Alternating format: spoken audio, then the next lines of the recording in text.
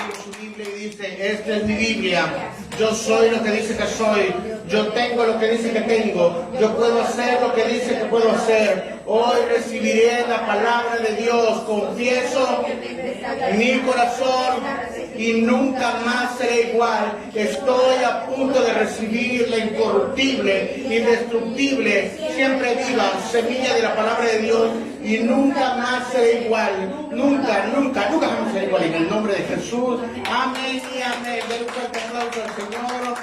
Dios les bendiga a todos. Qué bueno que se conecta con nosotros. ¿Están listos para la palabra del Señor? Amén. Entonces están listos para la palabra del Señor. Aleluya. Hoy quiero comenzar con una historia de un predicador, el cual es en Londres, en los tiempos donde no había equipo de sonido.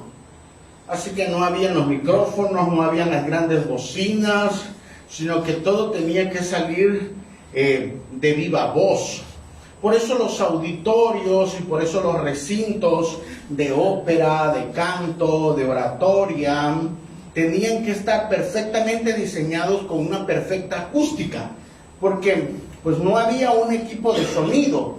Y por lo tanto la predicación que tenía que ser expuesta, en el caso de las iglesias, tenía que ser con voz del predicador. Así que, por muy grande que estuviera el auditorio, la voz del orador tenía que escucharse hasta lo más profundo de los rincones. Y este predicador se iba a cambiar de lugar y iba a tener una sede donde iba a entrar una congregación de 5,000 personas. Ya estaban haciendo los últimos ajustes cuando él dijo, yo tengo que ir a probar el audio. Así que se paró en la explanada y pues le dijeron, los diferentes colaboradores se pusieron en diferentes puntos del recinto para decir, se escucha en este lado, se escucha en el palco, se escucha el primer nivel, segundo nivel, aquí enfrente, todo estaba distribuido y él empezaría a probar su potente voz. Así que todos esperarían que cuando él fuese a probar la acústica del recinto, él dijera algo como, sí, bueno, ¿se escucha? ¿Me escuchan por allá? O a lo mejor aplaudiría. En el caso de los recintos de ópera, pues tenían que cantar, ¿verdad? A capela. ¿Y cómo se iba a escuchar? Pero él era un predicador. Así que él dijo, ¿están listos para que yo pruebe el audio? Sí. Y él proclamó esta frase como buen hombre de Dios. Él dijo, porque la paga del pecado es muerte, mas la dádiva de Dios es vida eterna. Con su vozarrón que tenía, con voz en cuello, dijo, la paga del pecado. La perfecta acústica sonó por todos lados y empezaron a alzar la mano sus colaboradores. Aquí se escucha, acá se escucha bien, no se perdió, no hay eco. Estaba listo para el domingo para que él predicase ya a una congregación. Pero algo sucedió mientras todos celebraban que la acústica era muy buena. Y es que empezaron a escuchar sollozos en el recinto, como que alguien lloraba, como que alguien tenía un dolor en su corazón. En ese momento pensaron que a lo mejor alguien se había caído o había tenido un accidente, ya que no solo ellos estaban en el auditorio, sino que habían todavía algunas personas que estaban pintando, algunos otros auxiliares y otros que estaban todavía colocando algunas lámparas de la iluminación. Y a lo mejor pensaron, alguien se cayó, algún accidente, algo está pasando. Llamaron a este hombre y lo trajeron delante del predicador y le dijeron, ¿qué te sucede? Le dice, fue la voz que escuché cuando usted soltó esa frase. Miren, usted no me conoce, pero usted es muy conocido aquí en la ciudad. Sé que usted es un predicador, de los cuales usted me cae mal, al igual que todos los predicadores. Yo siempre he pensado que ustedes son unos estafadores, que ustedes manipulan a la gente. Y le empezó a adornar muchas, o a atribuir algunas cualidades a los predicadores. Pero cuando usted soltó esta frase, la paga del pecado es muerte, mas la dádiva de Dios es vida eterna. Yo claramente sentí como esa voz llenó el auditorio, pero no solo resonaba con un eco, sino que traspasó mi corazón y entendí que soy un vil pecador. Entendí que Dios existe. Entendí mi camino hacia dónde voy, pero que Dios puede salvarme. Y por eso quiero que usted ore por mí. Así que llorando le dijo, por favor, quiero arrepentirme de todos mis pecados. Y este predicador oró por él y a partir de ahí se convirtió toda su familia. Cuando esta persona finalmente iba a partir, este pintor iba a partir ya a la presencia del Señor, se encontraban alrededor todos sus hijos, se encontraban sus nietos y se encontraban sus amigos, a los cuales él les había compartido el Evangelio. Y les decía, no se olviden que la paga del pecado es muerte, mas la dádiva de Dios es vida eterna. Así que la voz de Dios, no la voz de un hombre, no la voz de un predicador, no la voz de un orador, no la voz de un motivador, sino la voz de Dios que puede llegar al corazón de alguien, lo transforma para siempre. No vamos a poder convencer a la gente. No estoy aquí para convencer a nadie. Mi voz no tiene esa facultad, pero el Espíritu Santo es el que convence los corazones y les muestra esta verdad. La paga del pecado es muerte, mas la dádiva de Dios es vida eterna en Cristo Jesús. Así que nosotros que hemos creído en Jesús, tenemos la convicción de que Jesús nos ha regalado la vida eterna. Amén. Las personas pueden venir a decirte tantas cosas, pero tú estás seguro que eres salvo. Tú estás seguro que Jesús pagó por tus pecados, porque el que te convence en el corazón es el Espíritu Santo. Así que hoy quiero hablar de la voz que transforma la oscuridad. Diga, la voz que transforma. Solo la voz de Dios, no la voz de un hombre. Usted ha escuchado a una persona, a lo mejor está equivocado, a lo mejor está en un error, y usted intenta convencerlo. ¿A cuánto les ha pasado eso? Y por más que con todo el cariño y con todo el amor le puedas hablar, tus argumentos no los van a convencer. ¿Quién los tiene que convencer? El Espíritu Santo.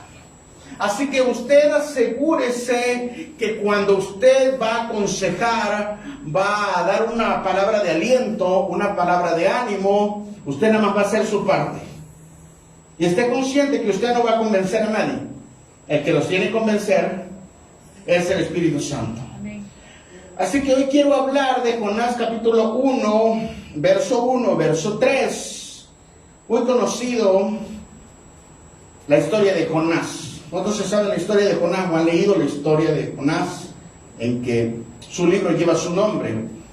Dice la Escritura, la palabra de Jehová vino a Jonás, hijo de Amitai, diciendo, levántate y ve a Nínive, aquella gran ciudad, y pregona contra ella, porque ha subido su maldad delante de mí. Y Jonás se levantó para huir de la presencia de Jehová a Tarsis, y descendió a Jope, y halló ahí una nave que partía a Tarsis, y pagando su pasaje, entró en ella para irse con ellos a Tarsis, lejos de la presencia de Jehová. Así que sobre todos estos 3 versículos vamos a disertar o predicar la palabra. Número 1, Jonás escucha la voz de Dios. Al igual que el pintor que entendió que el pecado que estaba cometiendo lo llevaría a la muerte, pero la gracia de Dios le daría vida eterna, esta vez Jonás escucha la voz de Dios que le dice: Jonás, levántate. Sí, Señor. Mira, tengo una misión urgente para ti. Sí, tú sabes que yo soy tu profeta, Dios. Yo voy a ir a donde tú quieras. Ve y pregona. La palabra que aparece aquí como pregonar es la palabra cará, que significa clama. Es algo muy urgente lo que tú tienes que hacer. A lo mejor usted tiene que hacer mandados, y usted hace sus prioridades de las cosas que tiene que hacer. O le dice a uno de sus hijos: yo te encargo que vayas a hacer tal trámite. Y su papá le dice: ah, sí, claro. Su hijo le dice: sí, claro, ahorita voy. Sí, pero me urge, pues, ya lo necesito. Así que la palabra cará que aparece aquí es clama.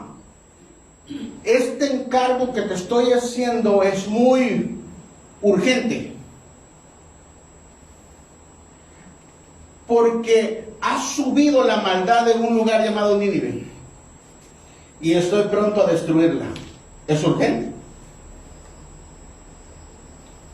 Entre más rápido le diagnostiquen a una persona que tiene una enfermedad, más rápido puede ser atacada esa enfermedad. Así que una persona puede a lo mejor tener principios de cáncer, pero se lo diagnostican, y entonces pueden hacer todo tipo de curaciones, tratamientos para que sane rápido, ¿verdad? Entonces, mira, voy a destruir a Nínive, necesito que tú te apures a ir a decírselos.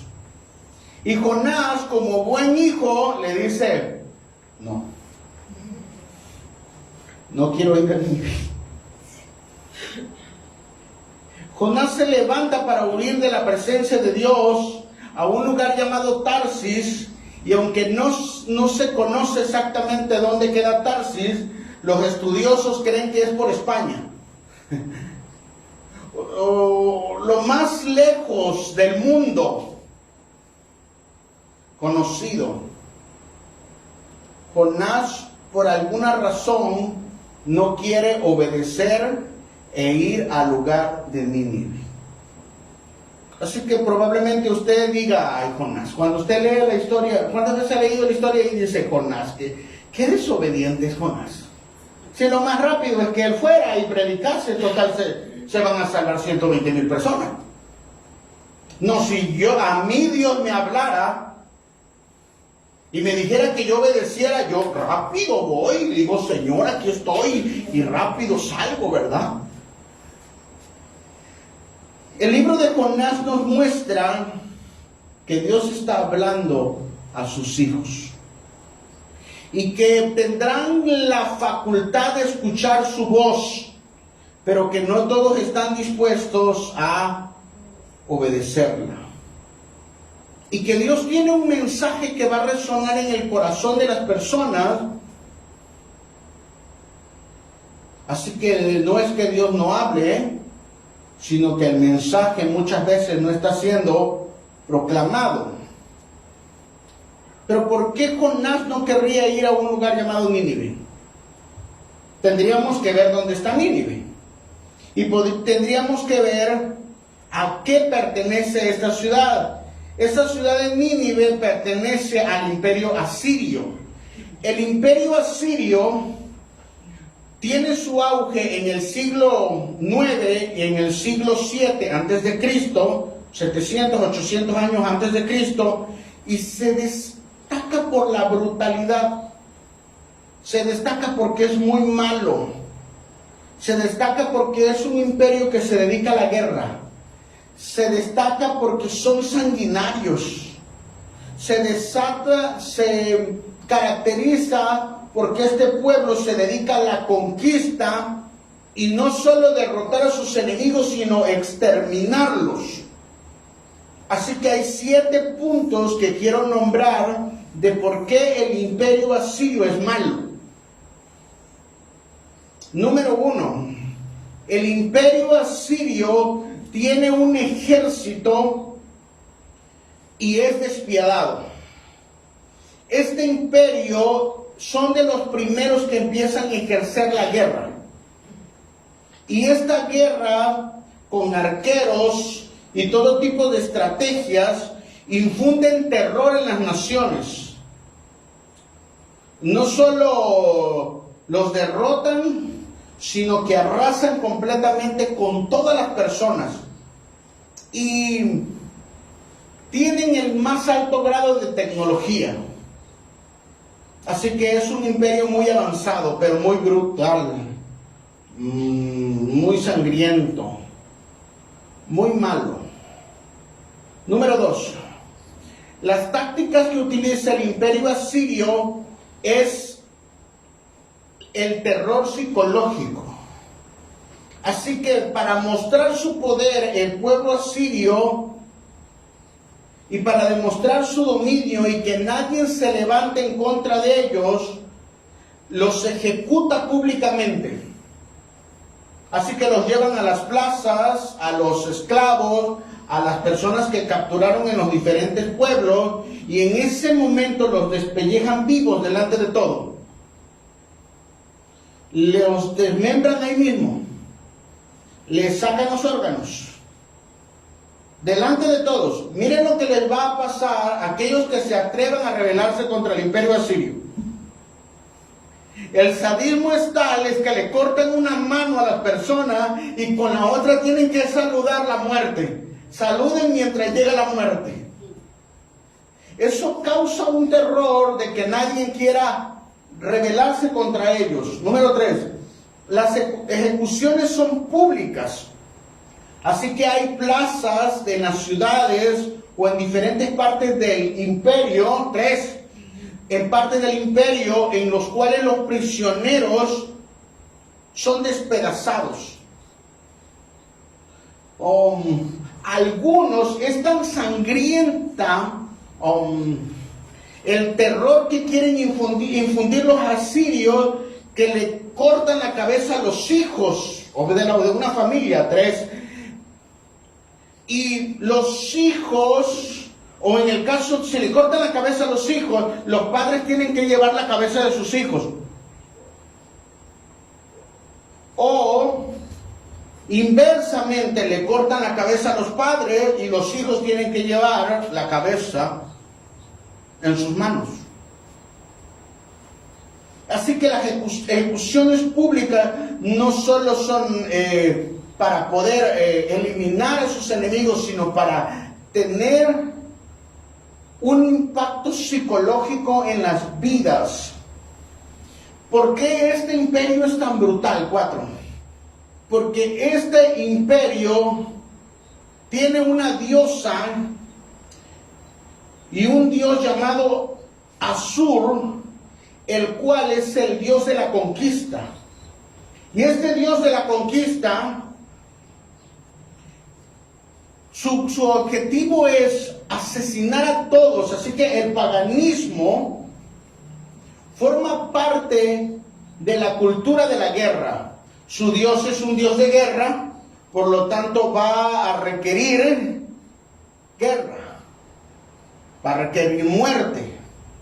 Si lo vemos en algunas ciudades de este país o en las naciones donde se le ha rendido culto a la muerte, ¿qué demanda? vidas, sangre.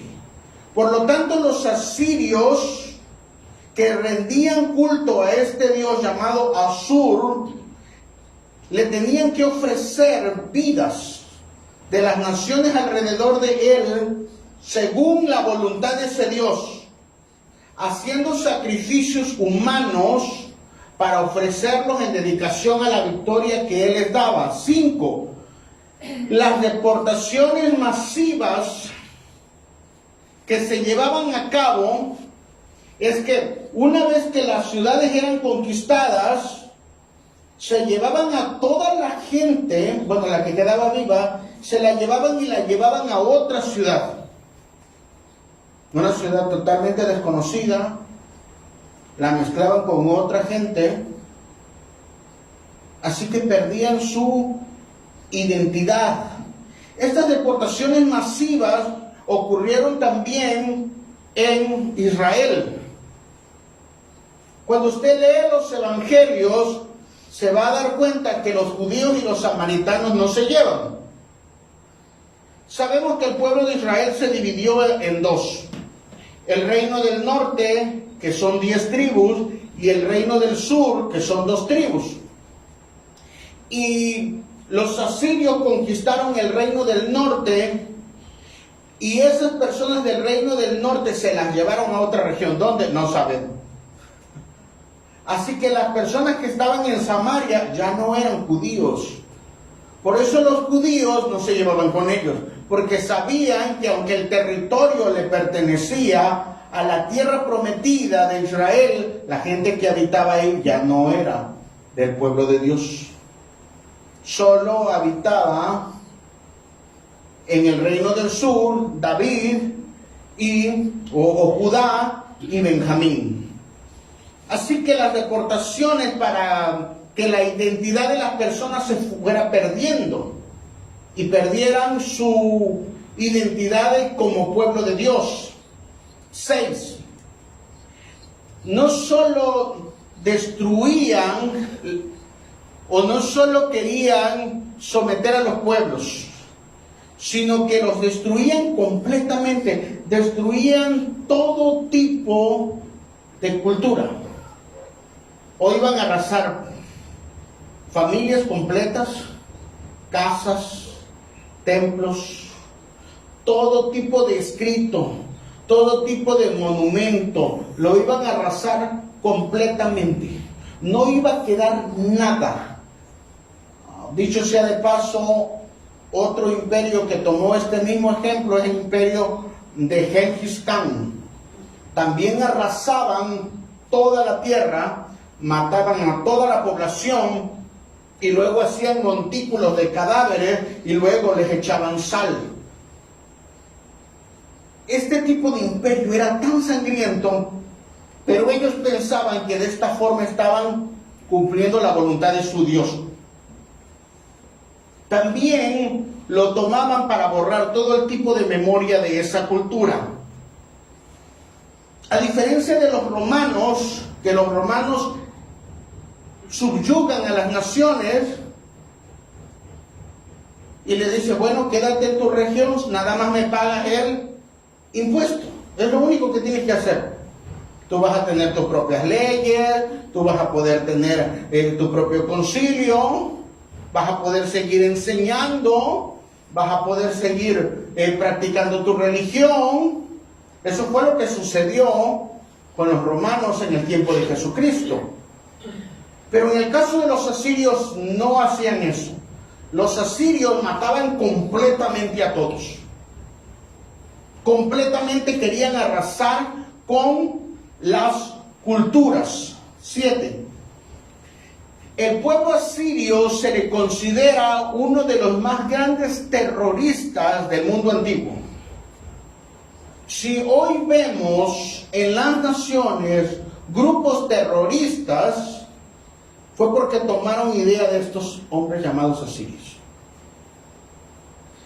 Así que cuando Jonás escucha, vas a ir a Nínive, y vimos todas las características que tiene Nínive, usted no querría ir a decir, yo no voy a esa ciudad si son malos. ¿O usted iría?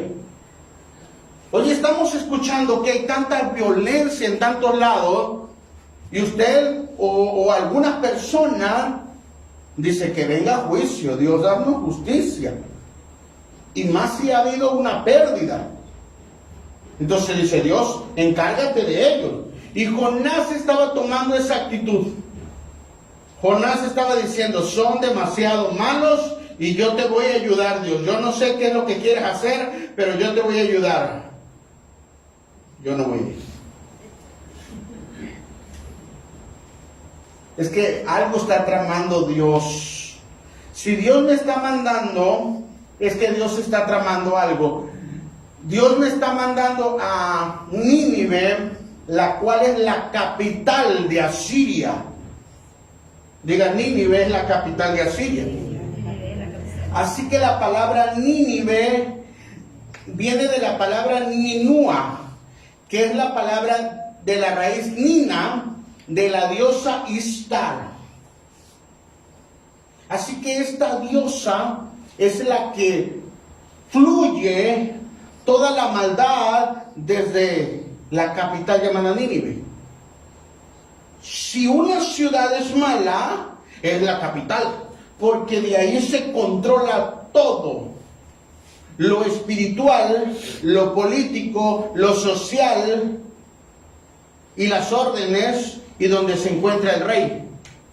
Así que Dios estaba llamando a un hombre de una nación para que le fuese a predicar o le fuese a anunciar de que el juicio venía pronto y tienes que ir rápido, Jonás.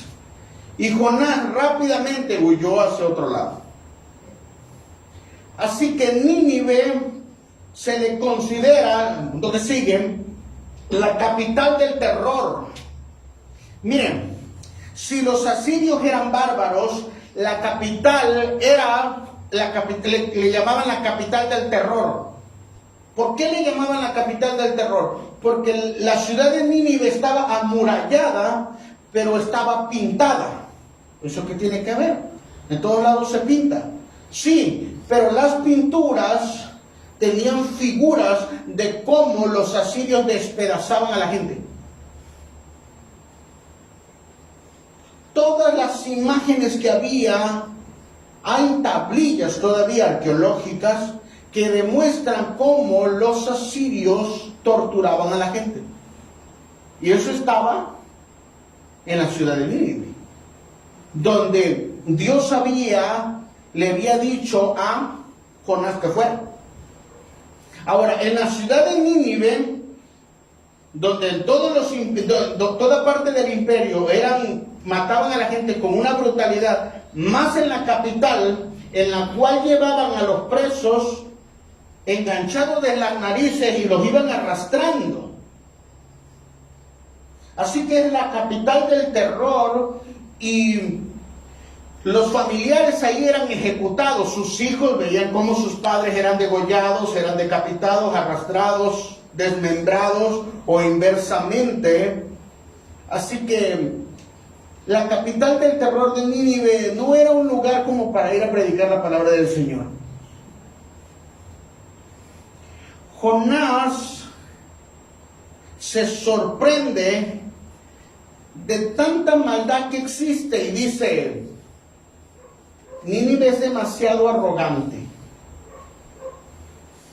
No se va a convertir. ¿Para qué voy a ir? Nínive le sirve a Asur y le sirve a Ishtar.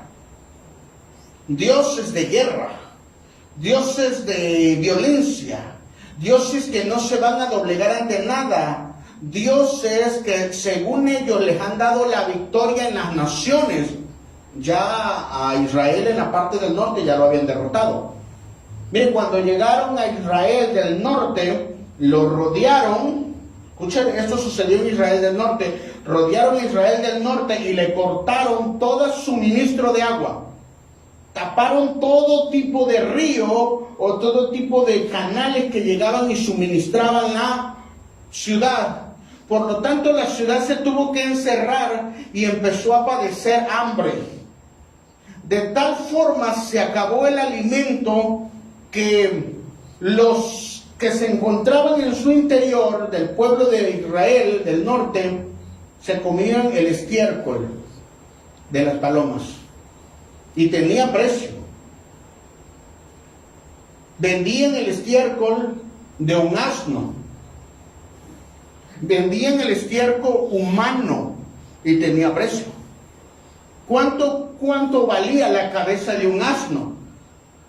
Miren, era tan brutal la forma tan sanguinaria de estos asirios que aunque la población estaba derrotada, no los iban a sitiar y no les iban a permitir escapatoria. El pueblo asirio llevó al pueblo de Israel del norte a que ellos se comieran en un canibalismo.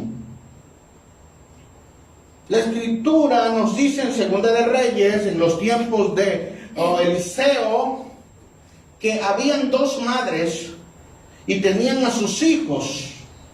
Y una de ellas le dijo, mira, no tenemos de comer. ¿Qué te parece si hoy nos comemos a tu hijo?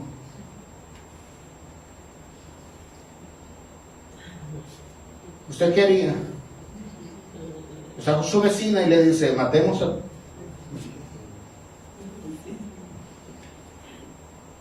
Y el pueblo sirio estaba afuera sellado. El hambre era brutal adentro. Así que dijo, no, mira, ¿cómo nos vamos a comer a nuestros hijos? Mira, vamos a hacer un trato. Hoy matamos a tu hijo, no los comemos, y mañana yo mato el mío y no los comemos. ¿Qué te parece? La historia, está ahí en Segunda de Reyes, nos dice que la primera madre accede y mata a su hijo y se lo come. Pero cuando llega el tiempo de la otra lo esconde. Así llegó a reprobarse la mente de los pueblos que eran conquistados, que eran asediados por estos pueblos. Y no iban a tener compasión. El pueblo asirio no tiene compasión de nadie. Su arrogancia ha crecido porque todas las naciones donde van los derrotan. Nosotros somos invencibles. Por lo tanto, Jonás dice, son demasiado arrogantes. Jamás van a escuchar el mensaje. ¿Para qué voy? Mejor ayudo a Dios.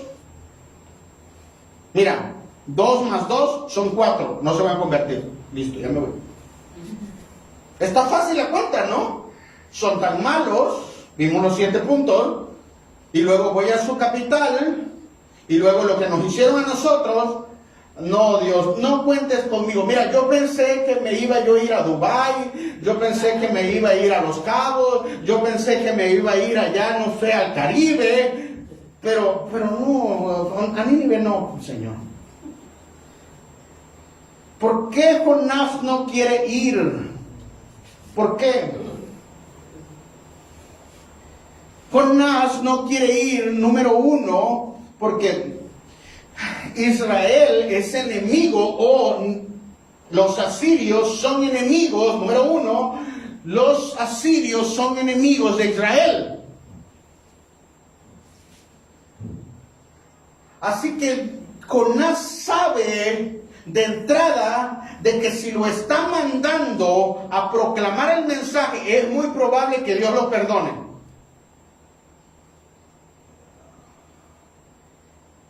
Mira, vamos a llevarle el mensaje a todo el mundo, menos al enemigo, porque lo que queremos es que le vaya mal. Lo que queremos es que venga el juicio sobre ellos. Así que Jonás dice, yo no voy a llevar el mensaje urgente a nuestros enemigos. Si algo tiene que hacer Dios, que lo haga rápido, pero que venga el juicio. Número 2, ¿por qué Jonás no quiere ir? Porque Jonás no entiende que aunque Dios es un Dios de ira, es grande en misericordia. El versículo dice, Dios es tardo para la ira, pero grande en misericordia. Sí, Nínive son muy malvados y muy violentos, pero Dios es más bueno que la maldad. Así que Jonás duda de la bondad de Dios. Y duda de la justicia de Dios. ¿Cómo es que Dios va a ayudar a nuestros enemigos? No, Dios se ha de haber equivocado. Algo no está funcionando. ¿Por qué le está yendo bien a fulano? O él no es como yo, dice el fariseo. Recuerde, yo ayuno 2 veces por semana, doy mi diezmo, pero este pecador publicano. Jonás no entiende la misericordia. Y Jonás tiene una lucha interna por obedecer y cuestiona la misión que él tiene y la justicia de Dios. Dios no puede ser tan bueno como para que perdone al malo. 3. Jonás entiende que son tan malos que no se van a arrepentir. Así que vamos a ayudar a Dios. ¿Para qué voy a perder mi tiempo? No. ¿Para qué le voy a predicar a alguien que es demasiado malo? No se va a convertir Dios. Entonces tú lo ves y cada día se vuelve más malo, cada día se vuelve más grosero, cada día te insulta más, cada día te voltea más la cara, cada día realiza actos cada vez más malos. Los que asesinan, los que violan, los que se dedican a todo tipo de actos ilícitos. Y uno dice, mira, fulano todavía tiene, pero estos no. Jonás le va a dar una ayuda a Dios y dice, no voy a tener éxito. Mira, si yo voy a fracasar y voy a ser un profeta que falló. Así que mira, Dios, yo no voy a ser un fracasado como profeta, mejor nos vemos. Cuando tengas una misión en la cual yo sí salga victorioso, me hablas. Checamos el contrato y voy con mucho gusto. 4. Jonás tiene una contradicción teológica. Jonás ha leído lo que otros profetas han declarado contra Nínive. Y es que en Nahum capítulo 1, del 1 al 3, el profeta Nahum profetiza contra Nínive que va a ser destruida. Nínive va a ser destruida. Entonces dice Jonás, o no estoy escuchando bien a Dios, que raro, tiene que pasar eso, o Dios se está equivocando. Y entonces él hace una suma, 2 más 2 son 4, Dios se equivocó. Sí, porque yo no puedo equivocarme. Al menos en el pensamiento de Jonás. Y dice, no es que Dios profetizó a través de Nahum que Nínive va a ser destruida y luego me va a enviar Dios a proclamarla, a proclamar salvación o a que se arrepienta. No, esto choca con mi pensamiento de que yo quiero que destruyan a Nínive. ¿No le ha pasado que a veces las personas quieren que al malo lo destruya yo rápido?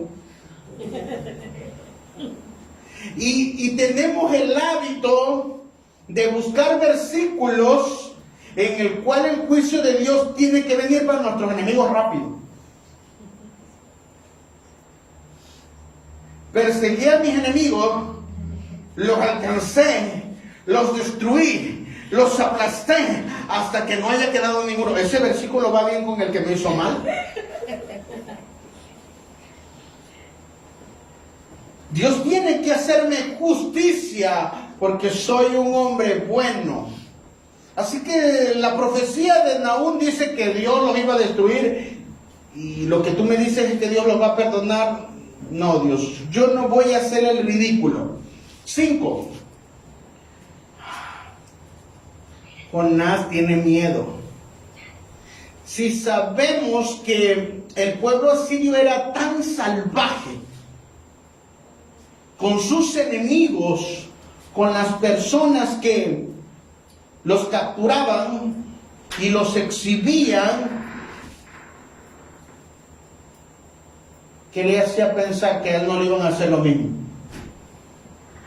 Sí, pastor, ¿qué le parece si predicamos? Sí, aquí en la colonia, aquí vamos a predicar. Mira, sacamos una lona o sacamos una bocina. Pero a que no, si le dijeran, ¿sabe qué? Tienes que irte a una parte, a una región donde es montañoso y ahí muchas veces ya no salen vivas. No, pastor, ahí no siento el llamado.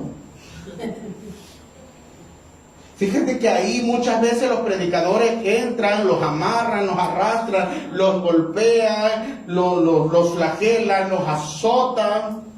No, es que yo soy llamado a ser pastor, yo soy llamado a ser profeta de las naciones y profeta sobre los profetas, pero ir a esos lugares, Jonás tiene miedo, hermano.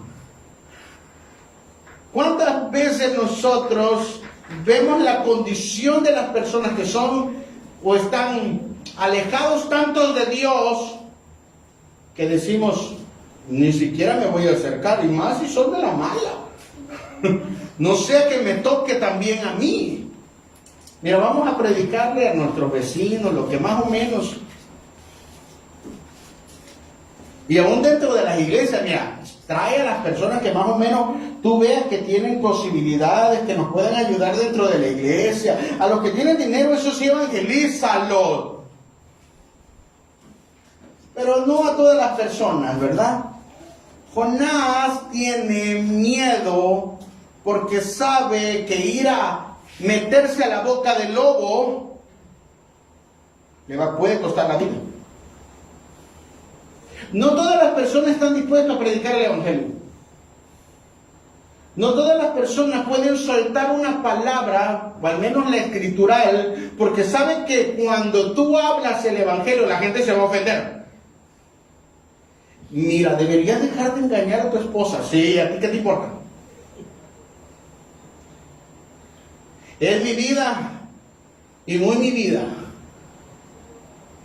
Y uno a veces quiere que a las personas no les vaya mal, que podamos predicar el evangelio y las personas se levantan en contra de nosotros.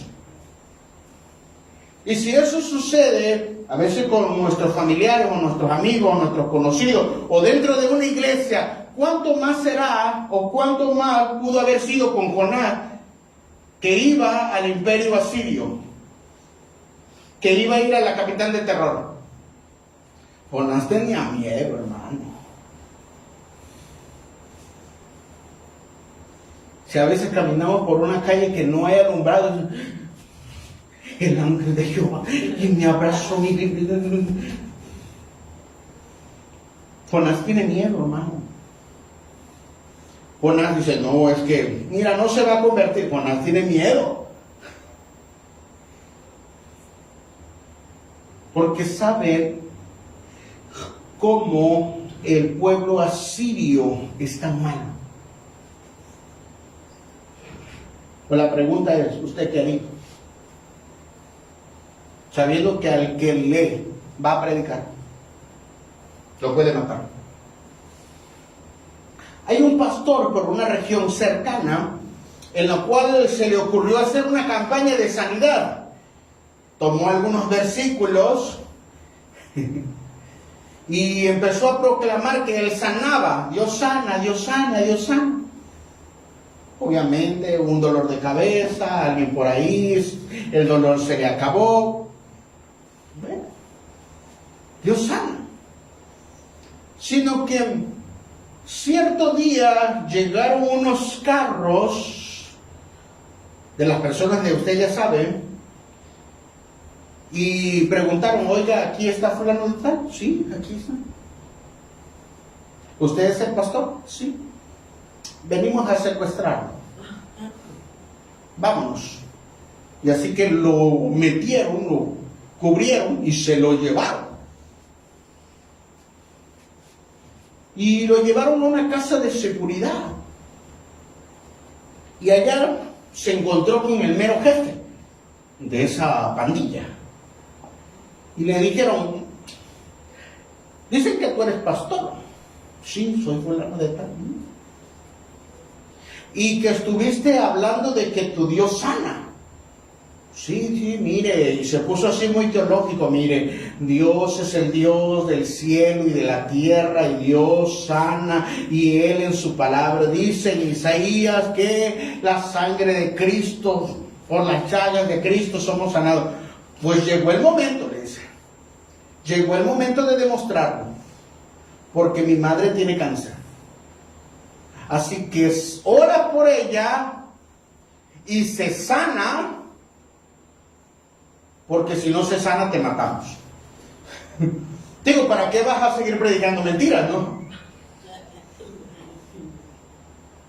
Pues así ya no predicas mentiras y ya de todos modos no funcionó tu evangelio. Así que mira, te vamos a dar unas horas. Enciérrate ahí con mi madre y haz lo que tengas que hacer. El objetivo es que sane. Así que esta persona, el pastor se puso a orar y ahí sí clamó y bajó la corte celestial, yo creo, y le dijo, Señor, mira que ahora sí necesito verdaderamente que me ayudes. Voy a orar por esta mujer y bueno, en tus manos encomiendo mi espíritu y ya sabes, pues Señor, me pongo a cuentas por si ya no pasa nada. Así que oró por esta mujer y no pasó nada. Entraron las personas y le dijeron, ¿ya oró? Sí. Y luego, ¿sanó o no sanó? Pues es que no sabemos porque Dios sus caminos nadie los conoce. Puede ser que sane instantáneamente o a lo mejor va a suceder en algunos días. Bueno, llévenselo. Y se lo llevaron a su hogar y le dijeron, mira, no te preocupes, tenemos tu casa rodeada, tenemos tu casa vigilada, ya sabemos dónde es, dónde estás, dónde te mueves, con quiénes son tus familiares, todos le dieron los detalles. Ni intentes escapar. Nosotros vamos a esperar algunos días y si sana, pues ya no vas a saber de nosotros. Pero si no sana, pues ya no te vamos a ir a buscar. Ya sabes lo que te va a suceder. Así que no quiero hacer más larga la historia y llegan estas personas y se convierten al Señor. Porque cuando regresan, le dicen al pastor, verdaderamente Dios existe. Porque a partir de que usted oró por mi madre, esta persona empezó a sanar y cada vez se sintió mejor y cada vez se sintió mejor y la llevamos a hacer todo tipo de análisis y el cáncer había desaparecido. Pastor, cuando lo cuenta usted me llena de fe, pero el pastor no creo que le haya hecho mucha gracia. Cuando nosotros tenemos que enfrentarnos al peligro, ¿está usted dispuesto a que la gente lo rechace? Sabiendo que Dios lo está enviando con este tipo de personas que son malas. 6. Jonás, al proclamar este mensaje para el pueblo asirio, va a traicionar a su nación. Es un vendepatrias. Es un desertor. ¿Cómo es que vas a llevarle un mensaje a nuestros enemigos? En algunas naciones eso amerita ser ejecutado por traidor a la patria. Jonás no quiere darle oportunidad al pueblo de Dios.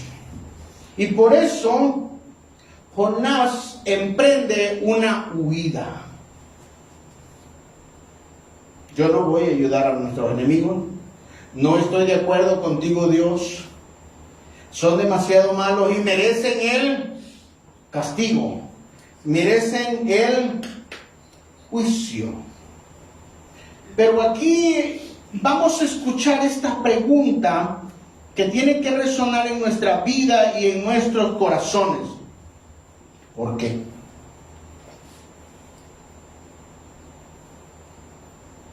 ¿Por qué Dios quiere salvarnos? ¿Por qué Dios le quiere dar un mensaje a un imperio, a una ciudad tan mala?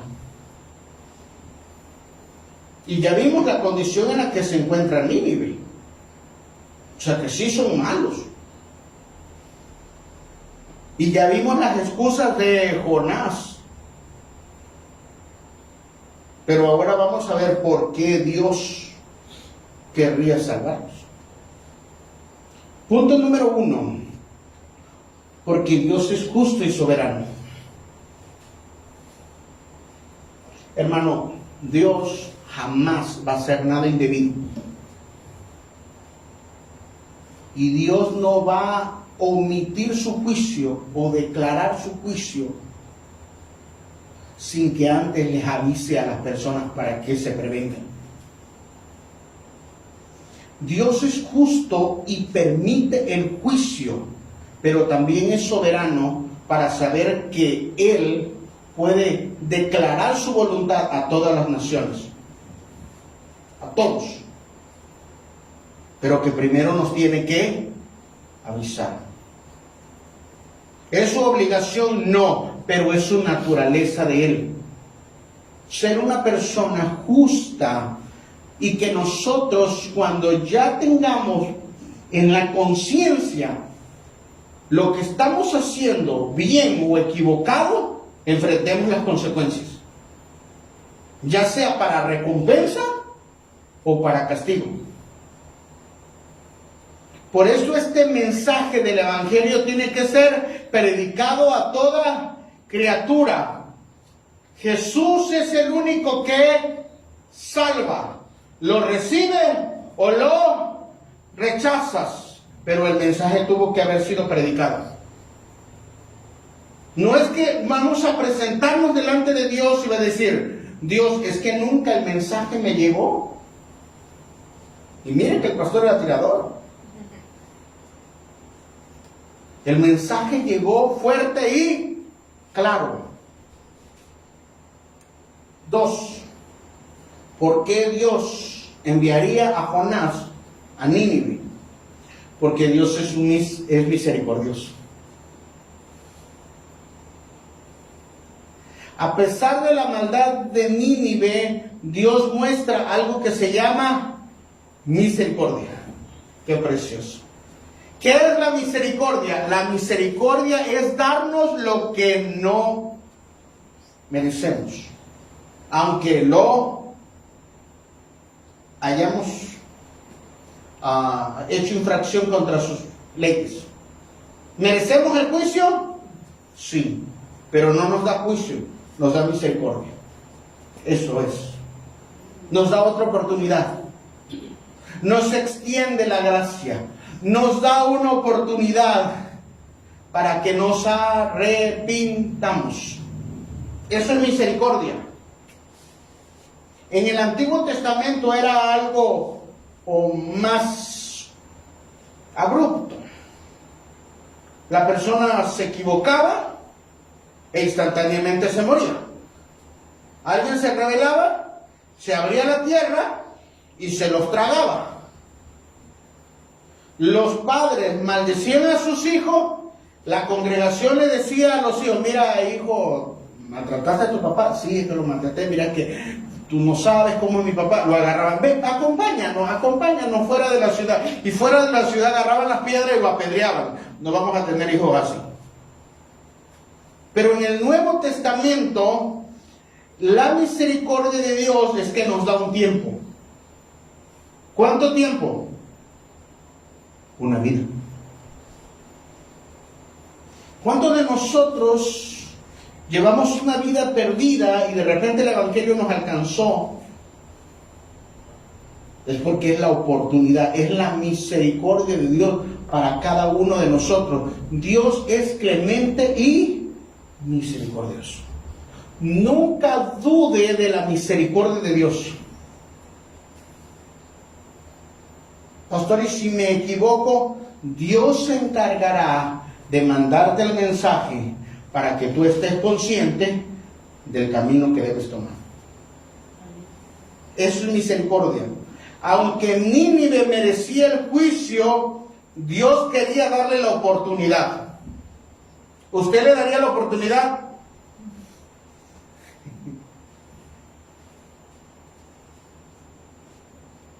conociendo cómo es Nínive. Dios quiere darle la oportunidad a Nínive para que pueda arrepentirse, si es que quiere arrepentirse. 3. Dios es un Dios santo y odia el pecado. Proclama la palabra de Dios, Jonás, porque el pecado de Nínive ha subido delante de mí. La santidad de Dios no puede ignorar el pecado, pero también nos ofrece la oportunidad de ser restaurados. Mira, estás en pecado, pero si cambias de estilo de vida, pero si te arrepientes. El que se arrepiente y se aparta del mal encuentra misericordia. Así que Dios es un Dios santo, no puede convivir con el pecado, pero por lo tanto dice, mira, para que no vivamos así, yo te voy a dar la oportunidad que tú te arrepientas y yo te pueda restaurar. 4. Dios es un Dios paciente. Diga, Dios es un Dios paciente. Dios no es un Dios Ignacio. Dios es un Dios paciente. Y la paciencia forma parte de su naturaleza. Dios le dice a Jonás, mira, ve, urgentemente lleva este telegrama, urgentemente lleva este mensaje. Le voy a dar a Nínive 40 días. ¿Cuánto tiempo nos ha dado a nosotros? Desde que tú y yo sabemos cuál es el pecado que estamos practicando y que ya estamos conscientes de que lo estamos equivocados. ¿Cuándo quieres que quite las ranas? Mañana. Mira, el próximo año te aseguro que sí me convierto, pastor. No, el siguiente año sí la hago, pastor. 40 días tienes para convertirte. Pudiera traer el juicio de la noche a la mañana, como lo hizo con Sodoma y Gomorra. O empezó a llover y ya no dejó de llover en el diluvio, aunque Noé le predicó 120 años. Pero Dios es un Dios paciente, hermano. No significa que no ve nuestro pecado. Y yo creo que ese es el más grande error. Hay pecado a veces dentro de nuestro corazón.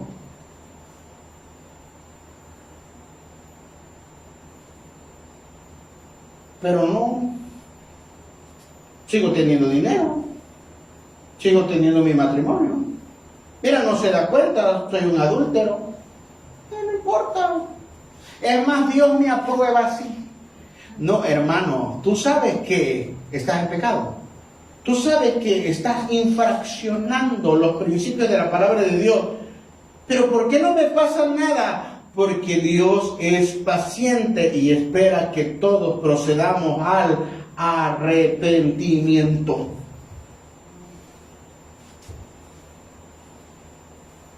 Eso refleja paciencia de parte de Dios. 5. Dios es implacable para su plan de salvación. Hermano, no tenga duda de que Dios quiere salvarle. Y eso es precioso.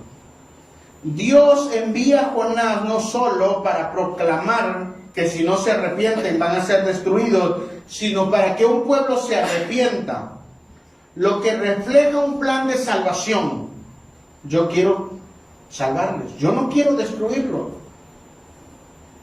Muchas personas, muchas familias han caído en la desgracia. Pero Dios siempre quiso salvarlos. Lo más terrible del infierno no va a ser el lago de fuego, donde el gusano no muere. Lo más terrible del infierno es que las personas van a recordar todas las veces que se les predicó el Evangelio por la eternidad y ellos decidieron voluntariamente rechazarlo. pero Dios siempre quiso salvarlos. Dios tiene un plan de salvación. Debemos confiar que todas las cosas están operando para que nuestra vida, para que nuestro matrimonio, para que nuestros hijos, para que nuestra casa va a haber salvación. Pastor, pero veo que mi familia, mi casa, como que no encuentra el avión. Nínive estaba más perdida y fue salva, Si hay una oportunidad, el objetivo de que esta historia, de que este relato esté aquí, es para darnos aliento a la iglesia y mostrarnos qué tan malo era el pueblo asirio y qué tan malo era la capital del terror. Aún así se salvó. Nuestras casas y nuestra familia están dentro del plan del Señor de la salvación. Y que para nosotros es imposible, al igual que Jonás, y decimos, no veo ni pie ni cabeza, no creo que se convierta, mira, cada vez se vuelve más malo, pero Dios te dice, no lo vas a hacer tú, lo voy a hacer yo. ¿Me permites? Hazte un lado. Solamente haz tu trabajo y proclama el Evangelio. Dios es un Dios de paz. 6. Dios es un Dios de paz y reconciliación con la humanidad. Si Dios quiere salvar nuestra casa y Dios quiere salvar nuestra familia, no solo quiere tenernos unidos, sino en paz. Así que Dios está trabajando en la misión de Jonás para ofrecerle a Nínive la oportunidad de que se reconcilie. Dios te va a dar la oportunidad de que te reconcilies con toda tu casa. Pero Dios esperará el momento en que tú y yo estemos bien blanditos también. Que no seamos como Jonás y digamos, no, yo que se muera. Las personas se van a acercar a nosotros y van a decir, verdaderamente tenía razón. Mira, yo te atacaba porque, miren, mis hermanos me decían, mira, yo te atacaba porque, pues tú siempre nos decías de cosas. Te hacías, pensabas que era más santo que nosotros. Pero ahora ya comprendí que tú estabas buscando a Dios. Entonces las personas van a empezar a ver el cambio de parte de Dios en nosotros. Y Dios lo que quiere es traer esa reconciliación y esa paz. 7. Dios es un Dios fiel. Diga conmigo, Dios es un Dios fiel. Sus promesas y sus planes son sí y amén. Si Dios dijo que iba a hacer algo, lo va a hacer.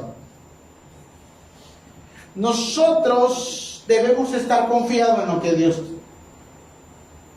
Nosotros debemos estar confiados en estas palabras, en estas historias, en las cuales todo apuntaba de que iba a ser un fracaso el que Jonás fuese a predicar a Nínive.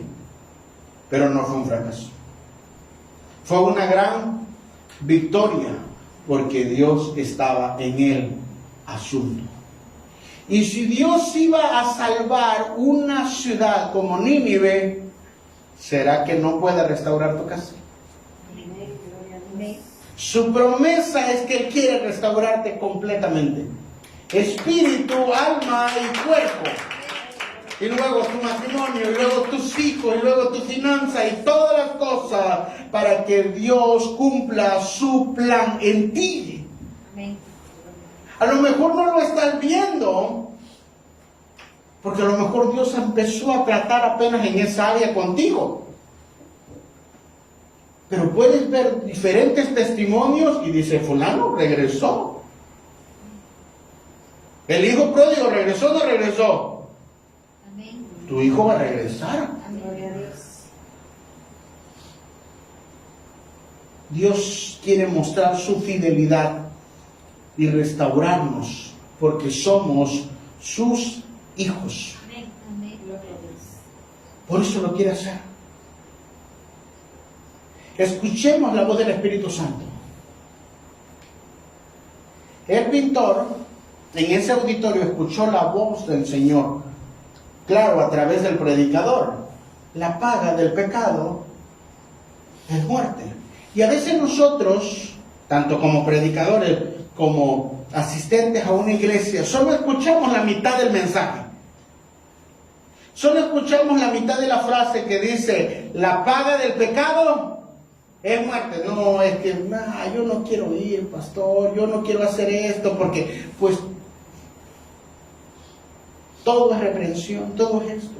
Sí, pero tienes que escuchar la otra parte del versículo. La paga del pecado es muerte, pero el regalo de Dios es vida eterna. Así que usted entienda, Dios quiere darle un regalo. Vida eterna. Vida eterna, vida eterna, vida eterna. No quiere que usted muera, sino que tenga vida eterna. No quiero que usted padezca, sino que tenga paz. Podemos estar equivocados, pero Dios enviará personas para que nos prediquen el mensaje y podamos cumplir el plan de Dios. Dios está dispuesto a darnos de esa gracia. No es algo que dependa de nosotros, hermano. ¿Cuántos creen que Nínive se merecía morir? 7 puntos. ¿Era malo o no era malo? Era malo. Humanamente, bajo nuestros pensamientos, merecía. Claro. Pero ¿sabe qué? También Jonás. Porque aunque Jonás no era un asesino, era un desobediente completo. Y nosotros muchas veces miramos a los Nínive, miramos a los asirios de nuestra vida, llamados vecinos, llamados familiares, llamados enemigos, llamados gente que nos cae mal, y queremos que el juicio venga inmediato, pero nosotros también somos desobedientes.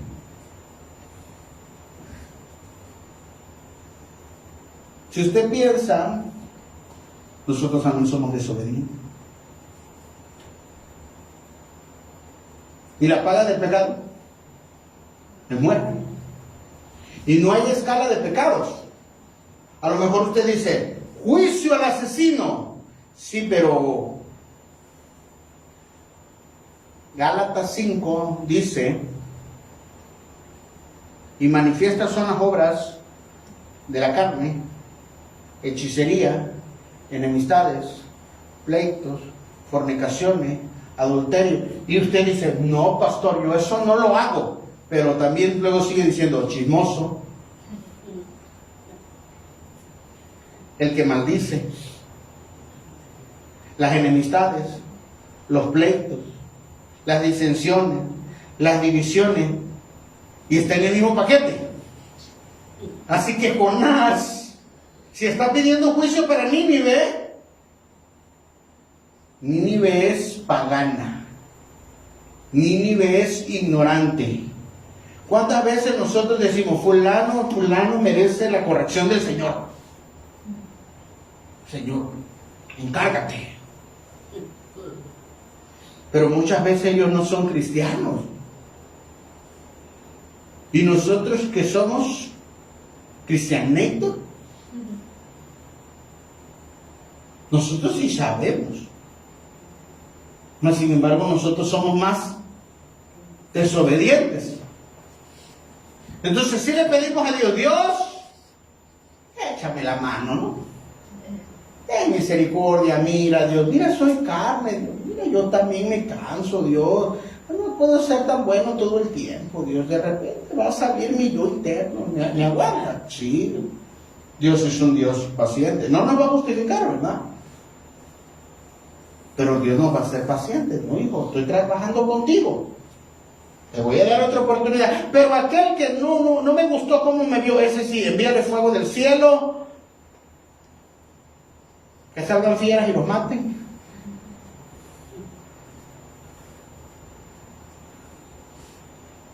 Jonás también está en pecado, ¿no?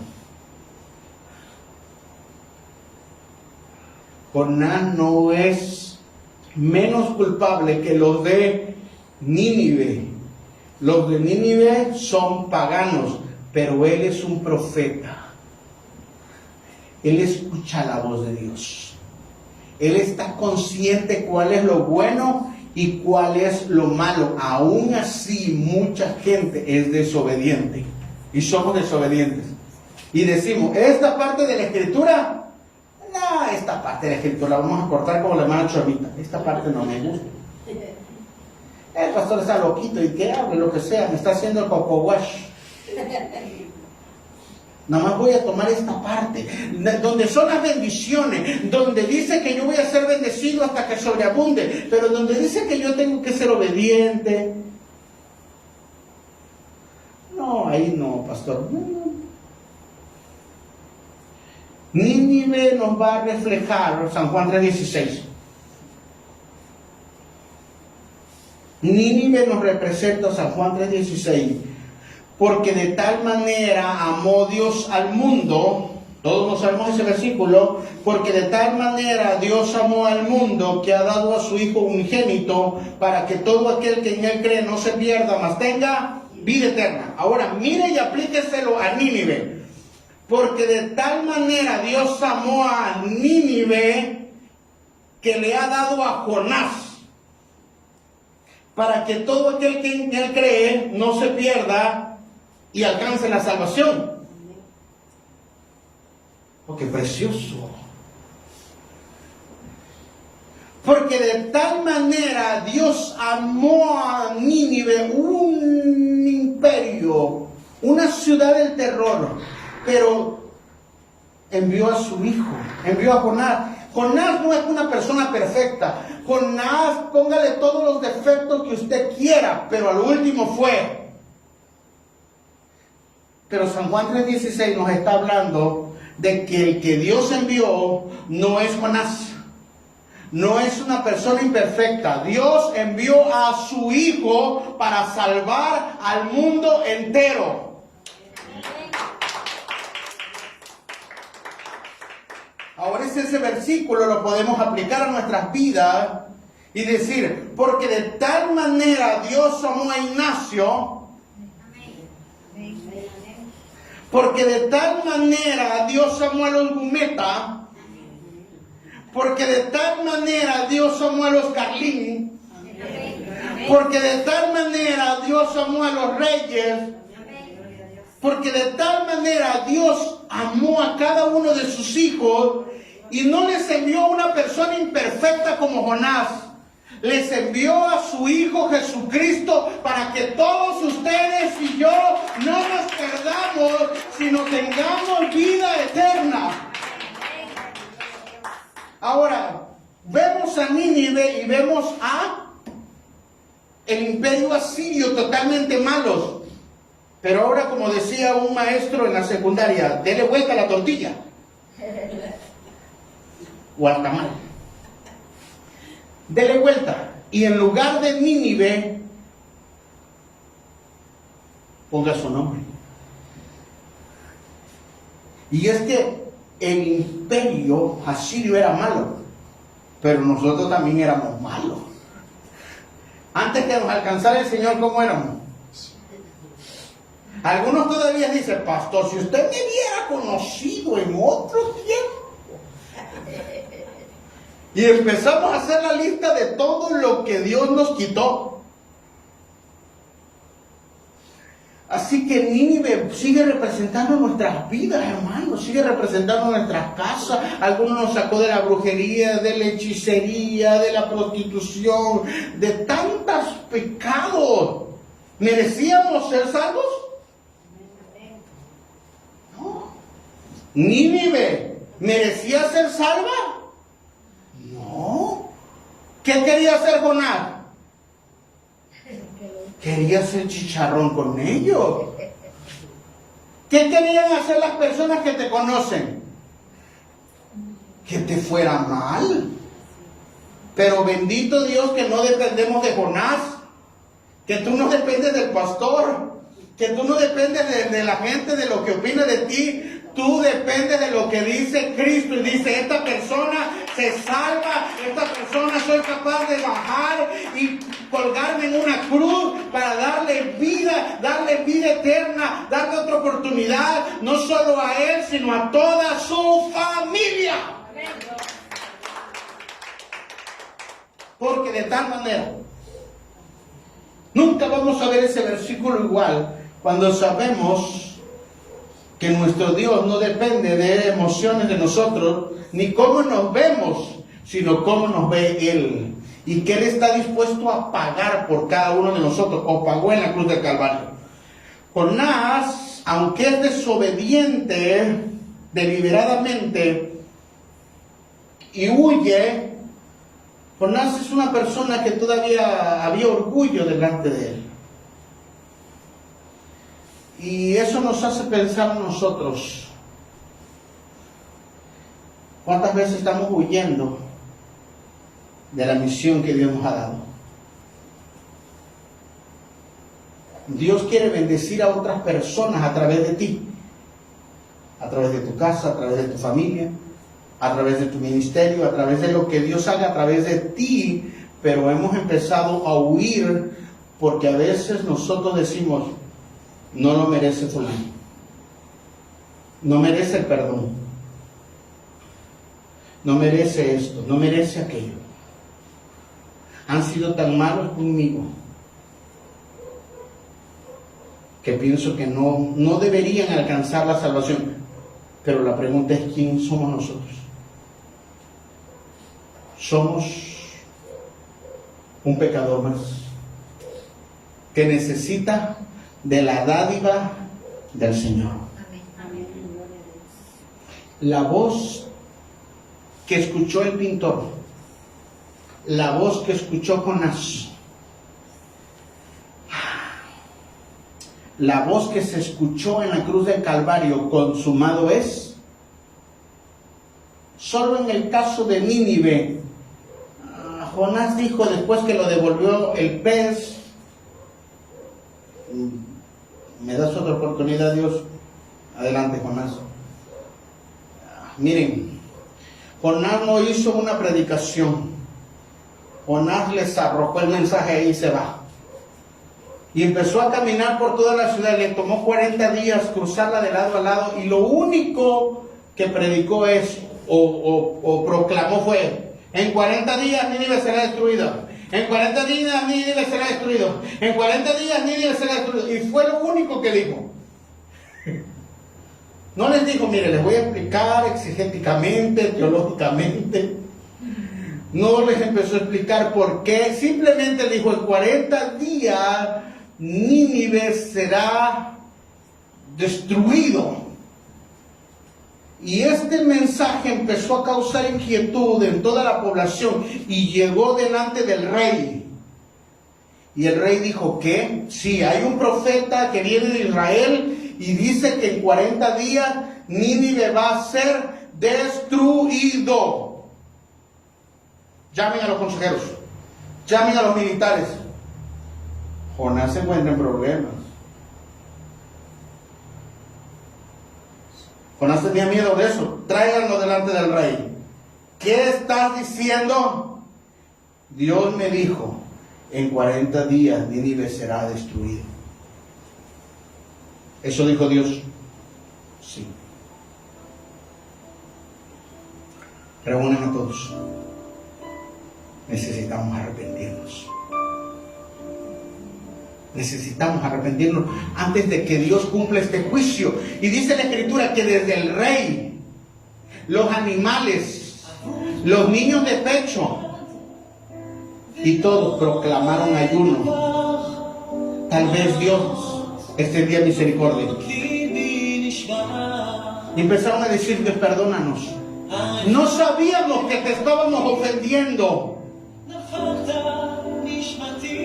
No te habíamos conocido. Perdónanos, Dios. Y por la predicación de Jonás se salvaron 120,000 personas en esa ocasión. La voz de Dios se escuchó en la cruz del Calvario. y mencionó tu nombre y estabas en su corazón y en su mente y te ha salvado. Dios no se va a detener hasta salvar toda tu casa. Así la veas como Nínive. Dios te ha dado una promesa. El que redarguye el corazón es el Espíritu Santo. Se escucha una voz para que nosotros nos arrepintamos. Señor, si te he fallado. En esta tarde, a lo mejor no somos como el pueblo asirio, pero sí somos como Jonás. Conociendo la palabra del Señor, nos hemos rebelado contra Él. Y nosotros hemos sido desobedientes. Señor, perdóname. Perdóname. Pidámosle a Dios, Señor, perdónanos. No huyamos de Dios. Podamos acercarnos delante de Él y decirle, Señor, yo creí que estaba haciendo lo bueno, pero he sido orgulloso. Quiero que el mal venga contra ellos, pero tú me salvaste cuando yo era malo. Cuando todos me dieron la espalda, tú ofreciste tu misericordia y no me pediste nada a cambio, porque tu misericordia es más grande que todo pecado. Por eso puedo estar confiado de que tú, así como me salvaste a mí, vas a salvar toda mi casa, vas a salvar toda mi familia. Seré obediente, dile. Crea en mí un corazón limpio. Crea en mí un corazón recto, dile. Crea en mí, vuélvete a Dios con todo tu corazón. Porque Dios está trabajando contigo, está trabajando con tu casa. Dios está trabajando con tus hijos. Dios está trabajando con tu familia. Basta rendirnos como Jonás. Perdónanos, Dios. Perdónanos.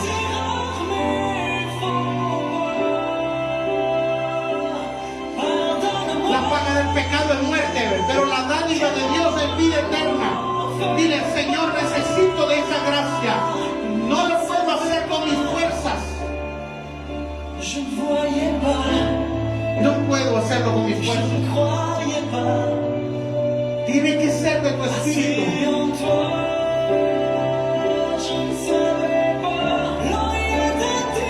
Tiene que ser el Espíritu Santo quien convenció a Jonás.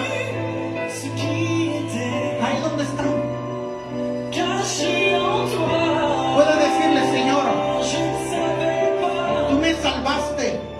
Tú me protegiste en todo lugar. Ahora yo te pido también que tengas misericordia, Dios. Ten misericordia. Hoy vamos a orar por aquellas personas que se han levantado en contra de nosotros. Hoy vamos a orar por aquellas personas que a nuestro parecer han sido malos, que nos han sitiado, han levantado voces contra nosotros. Algunos de ellos nos han herido. Y uno puede decirle, Señor, así como me perdonaste, yo los perdono. Y encierra sus manos ahí, bendígalos, Señor, bendícelos, alcánzalos, Dios, alcánzalos, levanta una intercesión ahí por su casa, por su familia, por su vecino, por aquellos que fueron el instrumento para que tú te encontrases con Dios. Sí, ellos hicieron que tú buscases más de Dios, no confiares en el hombre. Bendícelos, bendícelos ahí, para que se cumpla la Escritura. Bendice a tus enemigos, bendice a aquellos que se levantan en contra de nosotros. Ahí en el nombre de Jesús está trabajando las promesas de Dios en tu vida, está trabajando en tu corazón. Persevera, persevera. Dios está restaurando tu corazón como el de Jonás, para que puedas dar el mensaje correcto. Hay personas que van a ser bendecidas por causa del mensaje que Dios pone en tu corazón cuando te restaura. Ahí en el nombre de Jesús, dile: Señor, no voy a huir más. No voy a huir más. Confieso mi pecado.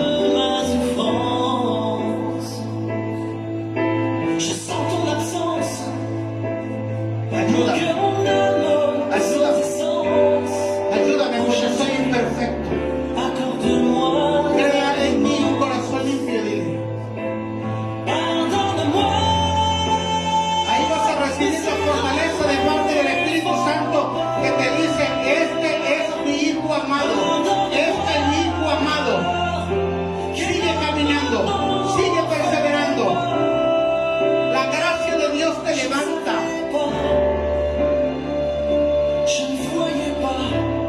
Y te dice: sigo trabajando con todos. Sigo trabajando con toda tu casa. Sigo trabajando con toda tu familia. En el nombre de Jesús. Ahí, anciana, sobre toda tu casa, sobre toda tu familia. Hermana Tatiana, en el nombre de Jesús. Hermana Estrella, reciban de la paz del Señor. Iglesia, reciban de la paz del Señor. No nos ha abandonado el Señor. Él sigue caminando con nosotros. No nos dejará. No nos desamparará. Porque Él es un Dios bueno. Él es un Dios